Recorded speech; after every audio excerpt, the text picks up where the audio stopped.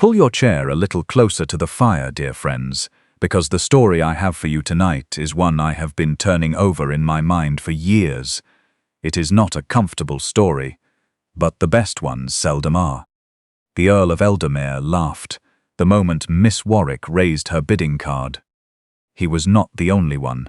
Half the room turned toward her, those sleek, well-fed gentlemen in their dark coats, and the laughter spread the way laughter does when powerful men feel safe enough to be unkind. It moved through the rows of the auction hall like a cold draught under a door, and it reached Miss Isobel Warwick where she sat in the fourth row, between a retired schoolmaster and a widow in black crepe, and it did not move her a single inch. I want you to picture her, just for a moment.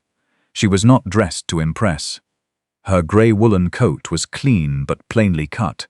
Her gloves had been mended at the wrist, twice, by the look of them. She was 27 years old, the daughter of a physician who had died 8 months prior, and she had come to the auction of the late Mr. Dunfield's seized assets with a small leather satchel, a folded catalogue she had read 3 times over, and almost every shilling she had left in this world. She was bidding on lot 22. The auctioneer, a thin man with a tendency to clear his throat between syllables, read from his ledger.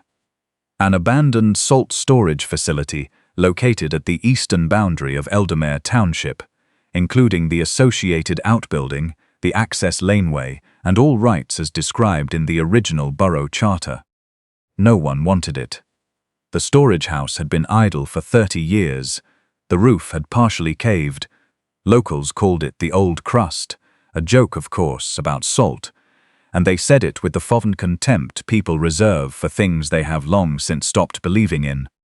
So when Miss Warwick raised her card and offered £85, the hall found it amusing. The Earl of Eldermere, Crispin Dunmore, leaned forward in the front row and said something to the man beside him, his estate steward, a lean, watchful fellow by the name of Mr. Quill. Whatever he said, it produced a thin smile on Quill's face. The Earl himself settled back and regarded Miss Warwick with the open curiosity of a man who has never had to conceal his opinions. "Charming," he said, not quietly enough. "Someone ought to tell the young woman what she's buying." Several gentlemen around him chuckled. Miss Warwick heard it clearly. I know she did, because she later said so. And she looked at him, directly, steadily, and then she looked back at the auctioneer and said, £90. Now, you may wonder, dear friends, what a woman in mended gloves wanted with a derelict salt house. I wondered too the first time I heard this story, but some people see things in ruins that others cannot. Some people read old papers more carefully than the rest of us, and some people, it turns out, have very good reasons for the risks they take. Mr. Quill raised his card on the Earl's behalf, 110. Miss Warwick, 115. Mr. Quill, 130. The retired schoolmaster beside her whispered that she should let it go. The widow in black crepe said nothing, but she watched with the focused attention of someone who had learned to observe what others miss. And here, dear friends, is where the story turns on itself, because Miss Warwick rose from her seat. "Before we continue," she said, in a voice that carried better than one might expect, "I would ask that the terms of the borough charter be read aloud, specifically the passage on page 41 of the catalogue concerning rights of transfer." The auctioneer frowned. The charter. The conditions attached to lot 22. The original charter language. Several bidders opened their catalogues. Mr. Quill did not. The Earl did not. Miss Warwick noted both. The auctioneer found the page and read, with some reluctance, "The salt storage facility and all associated mineral access rights attached therein may not be transferred to any party which holds controlling interest in more than half the assessed township land, as established under the Eldermere Borough Charter of 1763. Silence. Every eye in the room went to the front row. The Earl of Eldermere's family had held controlling interest in Eldermere lands for 4 generations. His estate accounted for very nearly 3/4 of the assessed township. Mr. Quill stood. "I am bidding as an independent party." Miss Warwick was ready for this. She had been ready for this before she walked through the door. Mr. Quill has acted as estate steward and signing representative for every Eldermere acquisition made in the past 6 years, she said. The bill of sale for Thornfield Farm, executed last spring, bears his signature beneath the estate seal. Mr. Quill's face went rigid. The auctioneer looked between them. My offer of £115 stands, Miss Warwick said. She sat back down. No one raised a card, not after that. When the hammer fell, the hall was not laughing anymore. Come closer, dear friends. The fire's good tonight, and this story is only beginning. If you haven't already done so, I'd ask you to consider following along here at Moonlight at Bellwood, because we tell stories worth sitting with, stories that don't resolve easily or cheaply, stories like this one. Isobel Warwick rode out to the Old Crust the following morning in a borrowed cart beside a man named Mr. Hadwick. Her father's former dispenser, 61 years old, built like someone had assembled him out of fence posts and stubbornness, and constitutionally incapable of enthusiasm. Roof's half gone, he said when they arrived. I know. Smells of damp. I expected it. The access laneway needs grading or we'll lose a wheel before winter. Isobel climbed down from the cart. Are you finished? Hadwick looked at the cart horse. The horse agrees with me. She ignored him and walked to the east wall of the storage house, where a row of old stones marked what had once been a drainage channel. Her father had described this place in his notebooks, precisely, carefully, in the methodical handwriting of a man who made no claim without evidence. Dr. Warwick had spent the last 3 years of his life studying the old township records, water tables, soil records, the flow patterns of underground mineral deposits in the Northern Valley. He had believed and written and tried to report to the township council, to the provincial office, to anyone who would receive a letter from a country physician, that the Eldermere salt spring had not dried up naturally, that it had been redirected, that someone had quietly, carefully, closed the public access to a mineral resource that, by the 1763 charter, belonged as much to the borough as to any private estate. The council had thanked him for his interest. The estate had raised his annual lease fee the following quarter. 8 months later, Dr. Warwick was dead, his debts called in by the estate office, and his daughter was left with a box of notebooks, a mended coat, and what remained of the sale of his instruments. Isobel found what she was looking for near the base of the east wall, behind a growth of elder and old bramble that had not been cleared in years, a narrow iron gate set into the stone, old, rusted at the hinges, but intact, and wedged shut from the outside with iron pins that had no business being there. Someone closed this deliberately, Hadwick said, kneeling beside her. Within the last 20 years by the rust pattern. She scraped at the closest pin with a blade. The metal oxidation is inconsistent with the gate itself. Hadwick sat back on his heels. Your father suspected this. He more than suspected. And you spent his inheritance proving it. Isobel pressed her hand flat against the stones beside the gate.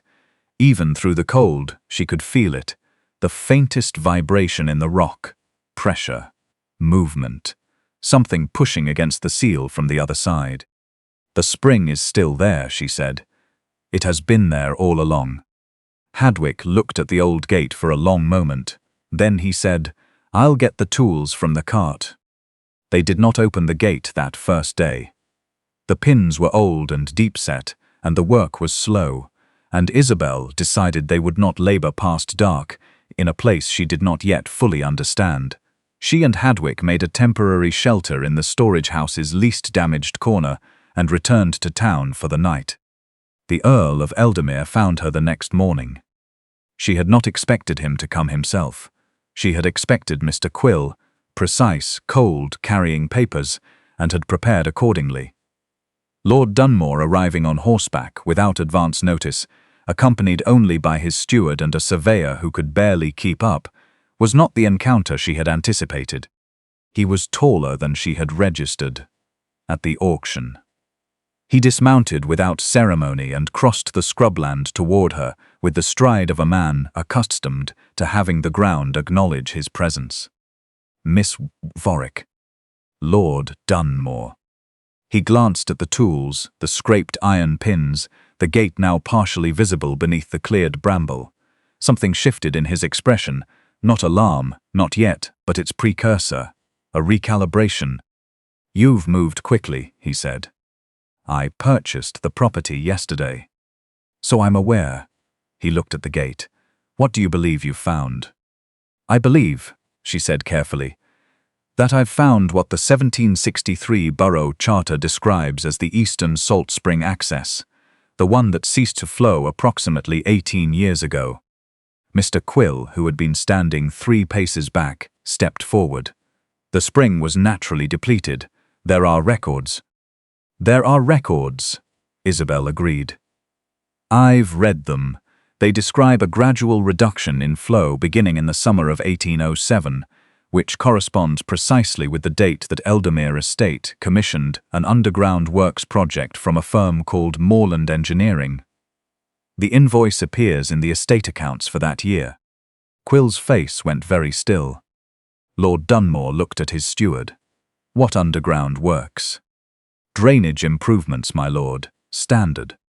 The invoice description, Isobel said, reads, "Northern spring redirection and private channel construction." The surveyor behind them coughed uncomfortably. Lord Dunmore was quiet for a moment. When he spoke, his voice had changed, not softer exactly, but slower, more careful. "You have seen this invoice?"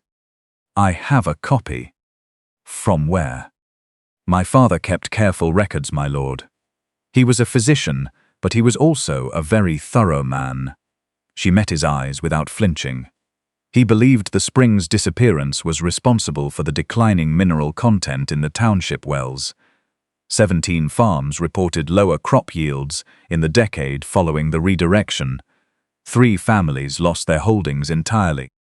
"Including yours," Lord Dunmore said. It was not a question. "Including mine." The wind moved through the elder bushes. Somewhere above the ridge, a crow called out and was answered. "You're accusing my estate of deliberate interference," he said. "I'm asking where the spring went, my lord. If there's an innocent explanation, I am very willing to hear it." He said nothing. She had seen the change in him. The moment he understood that she had not come here on a whim, had not spent her father's legacy on a ruin out of sentiment or stubbornness. He understood that she was the most prepared person within 3 miles of this gate. That understanding did not make him comfortable. It made him dangerous in a different way. "Do not open that gate," he said, "until we have spoken further." He remounted and rode back the way he'd come, without waiting for Quill, who had to jog undignified to catch up. Hadwick watched them go. He didn't deny it. "No," Isobel said, "he didn't." "Is that good?" She looked at the gate. "I haven't decided yet." What happened next, dear friends, unfolded quickly. The way things do when someone with something to hide realizes they are running out of time. Mr. Quill arrived the following evening with a document he claimed invalidated the 1763 Charter on grounds of administrative discontinuity. A borough solicitor Isobel had never met declared her purchase procedurally irregular. A notice appeared on the door of the Old Crust, informing her that a court-appointed receiver had been named to manage the property during the pending dispute. The receiver's name was Sir Bertrand Moss. He was the principal investor in a land partnership that had, over the past 12 years, acquired 4 farms in the Eldermere Valley at prices that were, to put it gently, convenient, farms that had suffered, without exception, from poor well yields. Isobel read the notice twice. Then she folded it carefully and put it in her satchel. "They planned for you to find the spring," Hadwick said. "They planned for someone to find it eventually. They needed to control who got there first. And now." She was already moving toward the door. "Now we make sure the records survive." She had sent copies of her father's notebooks to a solicitor in Harrogate 2 weeks before the auction. A woman named Mrs. Pendleton, who had the reputation of being, as one opposing counsel had reportedly said, the most inconvenient person in the northern counties. Isobel had also sent copies to the township clerk, to a provincial land records office, and to a correspondent in Halifax who had been writing a series on colonial resource rights and found the parallels in English mineral law worth examining. She had not been careless with her father's work. She had been very, very patient. It was Hadwick who noticed the smoke first. They were on the road back toward town when he said quietly, "There's a fire at the crossroads." The smoke was rising from the direction of Quill's private offices, not from his rooms at the estate, but from the small building he kept in town, where, as his former clerk had mentioned to Hadwick over a pint 3 days prior, he kept certain records separately from the estate archive. By the time they reached it, the building was well alight. Men were forming a bucket chain from the public well. Quill himself stood across the road in a coat that was, Isobel noticed, entirely too dry for a man who claimed to have fled a burning building. Lord Dunmore arrived 7 minutes after she did, his cravat undone and his expression stripped of its usual composure. "The back room," Isobel said, when he reached her. "The archive. Is there another entrance?" He looked at her. "Why would you?" "Is there?" "The cellar has a coal chute, north side." She was moving before he finished. She heard him say something sharp and involuntary, and then she heard his footsteps following. The chute was narrow. The smoke inside was thin but acrid.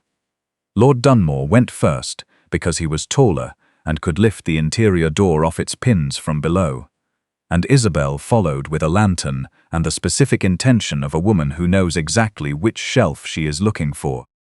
The archive room was at the back of the cellar.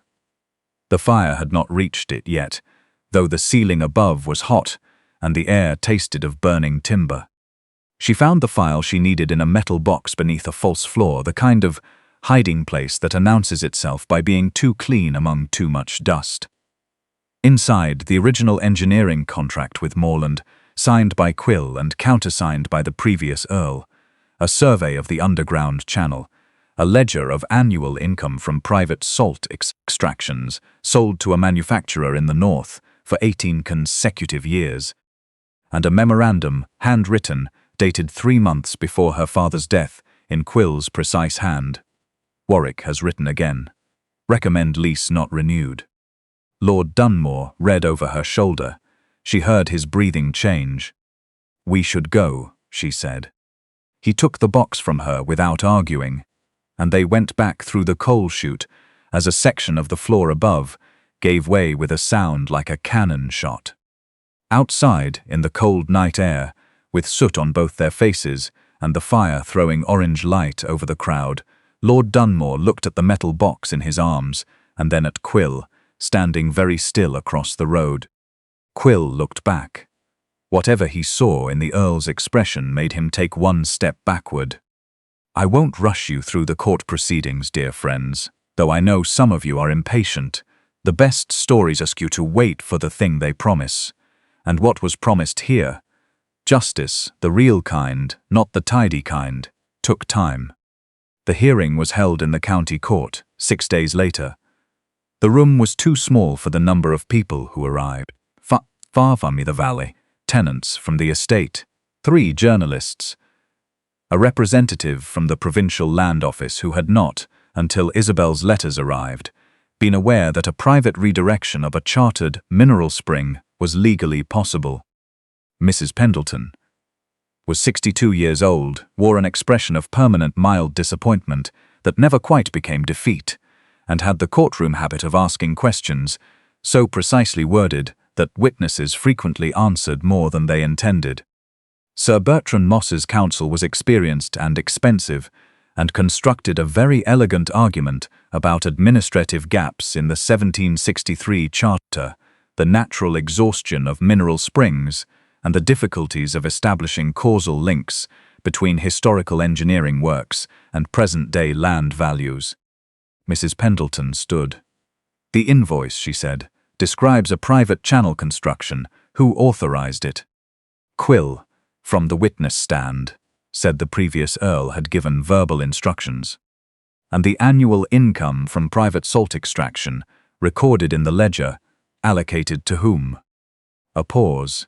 "It was managed through the estate accounts." "And the private accounts of the estate were controlled by whom?" Quill looked at Lord Dunmore. Lord Dunmore looked back. His jaw was set, but his eyes were clear. He had not coached Quill before the hearing. He had, instead, arranged for the complete estate archive to be made available to Mrs. Pendleton without restriction.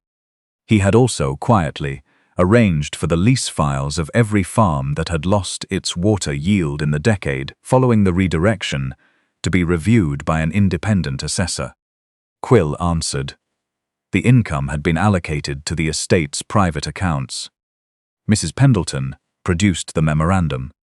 "Warwick has written again. Recommend lease not renewed." She read it aloud. The room absorbed it in silence. Isobel did not look away from the front wall.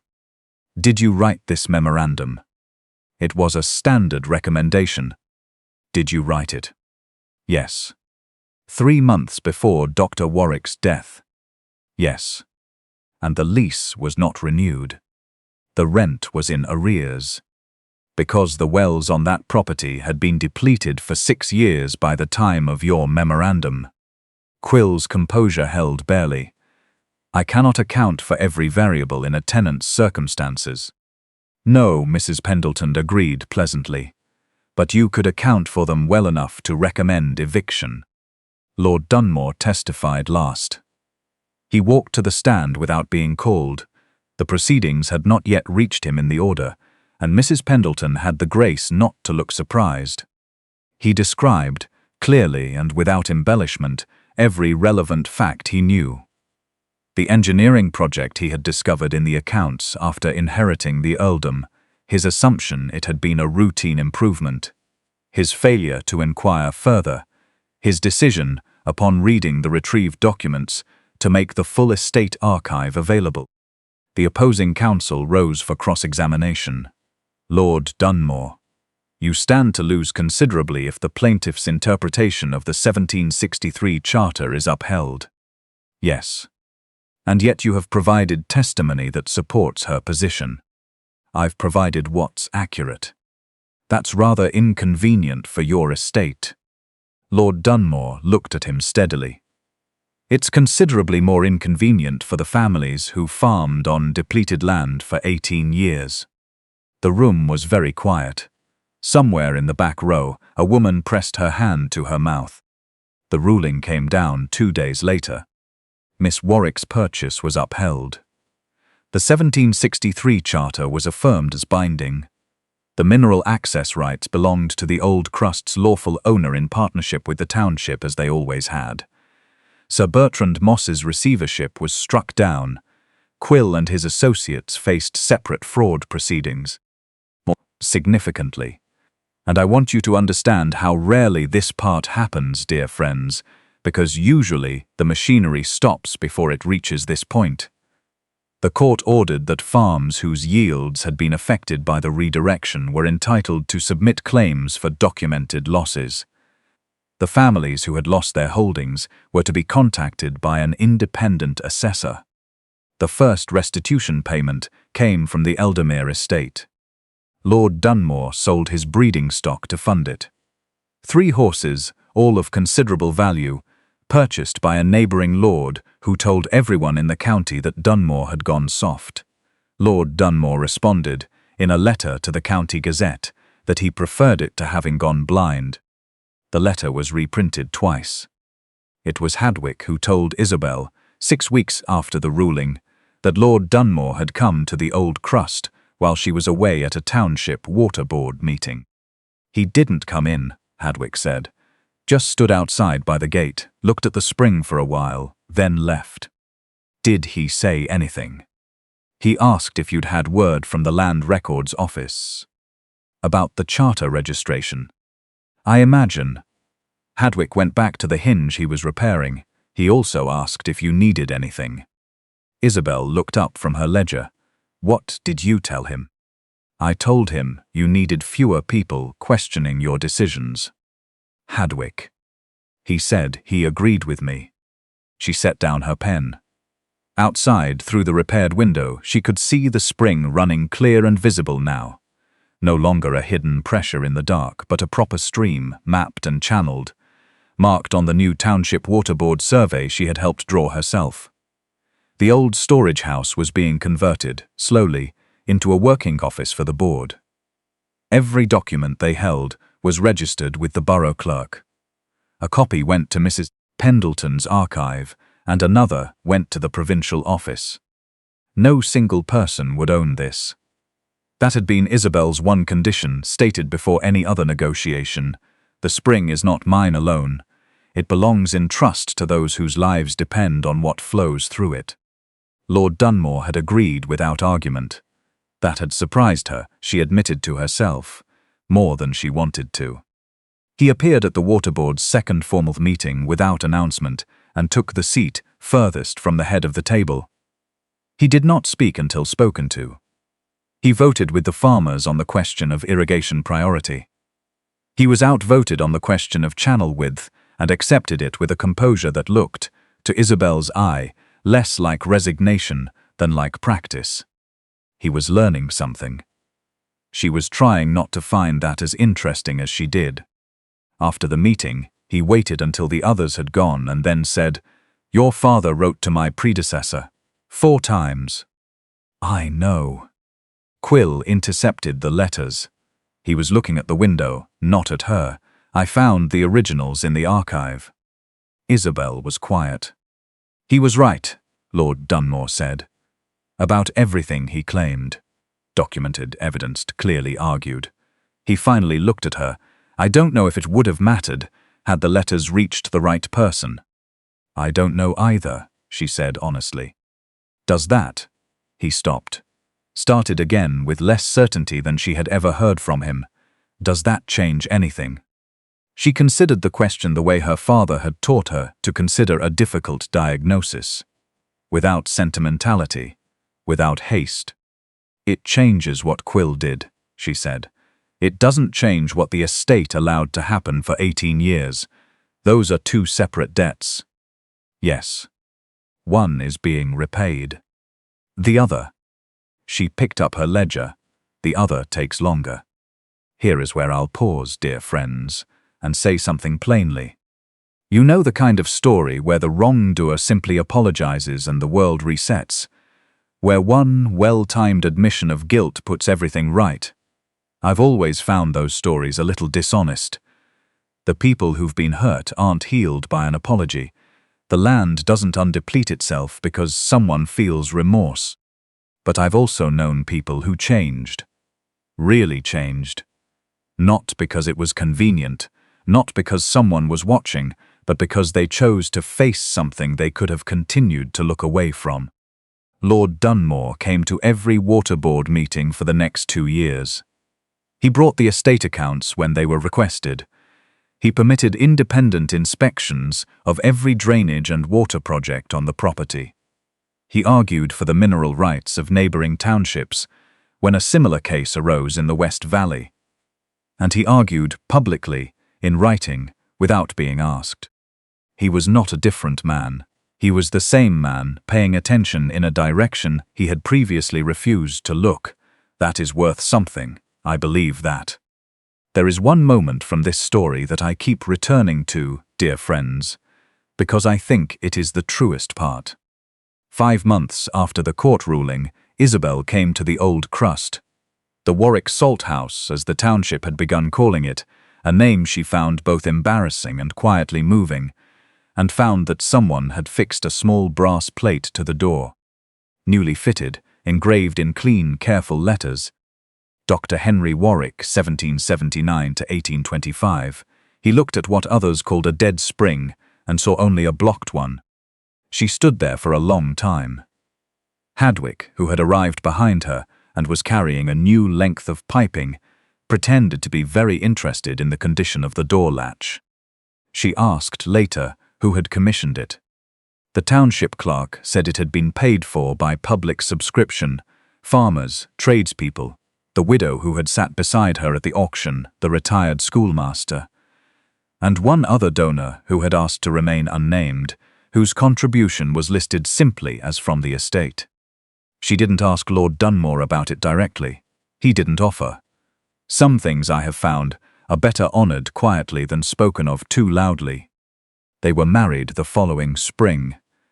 But I want to be careful how I tell you this part, because the marriage is not the ending. The spring is the ending. The township water board is the ending. The 17 farms with their wells documented and registered and protected by a charter that no steward can now quietly set aside. That is the ending. The wedding was held in the Warwick Salt House because Isobel said she would rather be married somewhere that had survived something than somewhere that had merely been decorated and...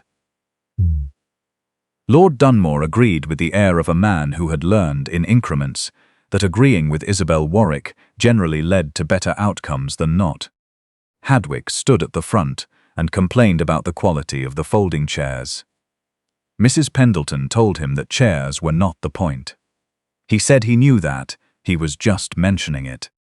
The spring ran outside the new windows, clear and steady, channeled through the old stone works and the new gates, flowing now to 4 townships, mapped and charted and open to inspection by anyone who cared to look. Years later, visitors to Eldermere would sometimes ask about the small brass plate on the salt house door. They would be told the story. The auction, the gate, the locked spring, the invoice that burned and the box that didn't, the woman in mended gloves who read old papers more carefully than the men who owned the land. Some visitors found it unusual, some found it instructive. The families of the valley found it simply true. And the children of those families, many children, dear friends, who grew up knowing that water does not belong to the man with the most land, that a charter is a promise the community makes to itself, that the spring beneath the hill is theirs as much as anyone's. Those children read the plate every time they passed the salt house door. They learned what Dr. Warwick had believed, that a resource blocked is not a resource gone. It is only waiting for someone patient enough to open the gate. And the Earl who laughed at the auction, and the woman who raised her card anyway. They learned it too, eventually, together, one board meeting at a time. If you've stayed with me to the end of this story, and I see that you have, and I'm grateful for it, I hope you'll carry a piece of it with you tonight. If you'd like more evenings like this one, here beside the fire at Moonlight at Bellwood, you know where to find us. Until next time, dear friends, mind the gate, and do not underestimate the woman in the mended gloves.